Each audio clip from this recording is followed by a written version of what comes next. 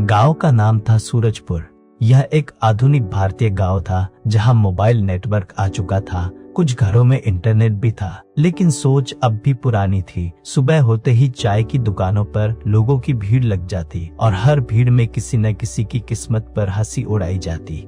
इसी गांव में रहता था आदित्य, एक दुबला पतला सा लड़का जिसकी आंखों में सपने थे, लेकिन हालात बेहद कठिन। आदित्य के पिता रामकिशन कभी मजदूरी करते थे।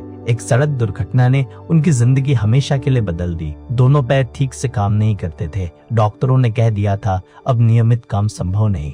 बेरोजगारी और विकलांगता ने उन्हें अंदर से तोड़ दिया था।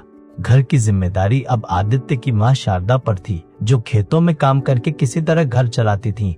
आदित्य की साधारण दुनिया गरीबी से भरी थी। कई बार स्कूल जाने से पहले उसे यह सोचना पड़ता कि आज टिफिन मिलेगा या नहीं। उसके कपड़े पुराने थे, जूते घिसे हुए। स्कूल में बच्चे उसका मजाक उड़ाते, अरे देखो ये तो लंगड़े का बेटा है, इसके सपने भी व्हीलचेयर पर ही होंगे। हर ताना उसके दिल में चुभता, लेकिन वह जवाब नहीं देता, चुपचाप सब सह लेता। एक दिन स्कूल में करियर गाइडेंस सेशन था। शिक्षक ने बच्चों से पूछा, तुम बड़े होकर क्या बनना चाहते हो? कोई डॉक्टर, कोई अफसर, कोई बिजनेसमैन बनना चाहता था। जब आदित्य की बारी आई, उसने थोड़ा हिचकिचाते हुए कहा, सर मैं इंजीनियर बनना चाहता हूँ। पूरी क्लास हंसी से गूंज उठी। पहले घर की हालत सुधार, फिर सपने देखना। यह वही पल था जब आदित्य को आह्वान मिला, या तो सपनों को छोड़ दे या हालात से लड़ना सीख ले। उस दिन घर लौटते वक्त वह बहुत चुप था। रात को उसने देखा उसके पिता अकेले कमरे में बैठे थे, आंखों में आंसू थे। वे खुद को बोझ समझने लगे थे।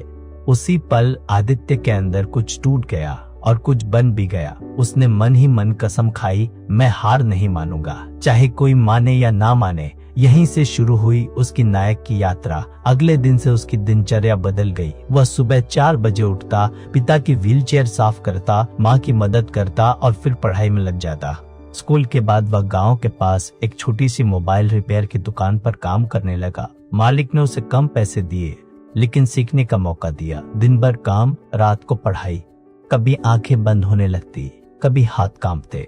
गांव के लोग देखते और कहते, इतनी मेहनत कर रहा है, लेकिन किस लिए? अरे मेहनत से किस्मत थोड़ी बदलती है। यह था उसका संघर्ष और परीक्षाओं का दौर। कभी पैसे की कमी, कभी किताबों की कमी, कभी आत्मविश्वास की कमी, पर उसने एक भी दिन पढ़ाई नहीं छोड़ी। एक बार बोर्ड परीक्षा आई। तैयारी ठीक थी, लेकिन परीक्षा के दौरान घबराहट हो गई। परिणाम आया, वह फेल होते होते बचा। नंबर बहुत कम थे। वह पूरी रात रोता रहा। लगा शायद लोग सही कहते थे। लेकिन सुबह उसने खुद से सवाल किया, क्या मैं इसलिए रुका था कि पहली हार में टूट जाऊं? यही था उसका अंतर्मुखी संघर्ष, जहां असली लड़ाई बाहर नहीं, अंदर होती है। उसने अपनी कमजोरी पहचानी और उसे ताकत बनाया। उसने पढ़ने का तरीका बदला, समय बेहतर बांटना सीखा, मोबाइल रिपेयर की दुकान से मिले पैसों से सेकंड हैंड किताबें खरीदी। अगला साल उसकी जिंदगी का सबसे कठिन साल था। गर्मी, सर्दी, बरसात, सब में वह एक जैसा मेहनती रहा। जब दोस्त खेलते वह पढ़ता, जब लोग सोते वह जागता। फिर आया परिणाम का दिन।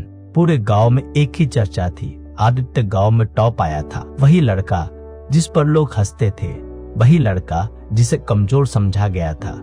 उसे शहर के एक अच्छे इंजीनियरिंग कॉलेज से स्कॉलरशिप मिली। यह था उसका इनाम, पर असली इनाम अभी बाकी था। कॉलेज की जिंदगी आसान नहीं थी। शहर नया था, लोग नए थे। कई बार उसे अपने गांव की याद आती, लेकिन उसने खुद को याद दिलाया, यहाँ तक पहुंचा हूँ, आगे भी जाना है। 4 साल बाद जब वह इंजीनियर बनकर गांव लौटा, तो सूरजपुर पहले जैसा नहीं था, पर सबसे ज्यादा बदले थे लोगों के चेहरे। वही चाय की दुकान, वही लोग, लेकिन इस बार चुप। आदित्य ने किसी को ताना नहीं मारा। वह सीधे घर गया। उसने अपने पिता के हाथ में अपनी पहली नौकरी का चेक रखा। रामकिशन की आंखों से आंसू बहने लगे। बेटा, आज तूने मुझे फिर से खड़ा कर दिया। उन्होंने कहा। यह थी उसकी वापसी, सिर्फ सफलता नहीं बल्कि उम्मीद लेकर। सीख, दुनिया हंसेगी, हालात तोड़ेंगे, लोग शक करेंगे, लेकिन अगर इंसान चुपचाप मेहनत करता रहे और हार न माने, तो एक दिन वही कहानी प्रेरणा बन जाती है।